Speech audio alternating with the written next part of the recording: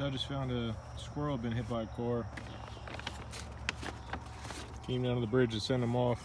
Looking for some flowers to put in there with them.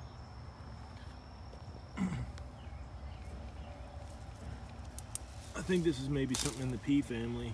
A lot of times they got flowers that look like orchids, but I'm not really sure.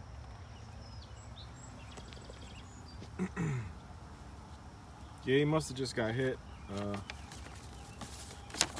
Still warm. Probably would have been good to eat, but I don't think I'd have felt good about it.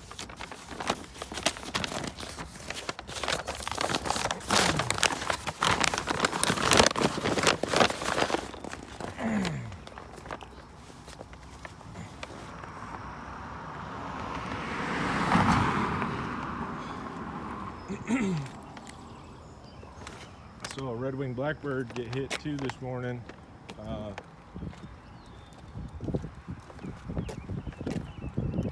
I was headed somewhere, so I didn't have time to give him a proper send-off. Kind of just chucked him in the water unceremoniously. But I mean, even in the bag, eventually they'll just get soggy and fall out, and the crabs will get at them anyway. So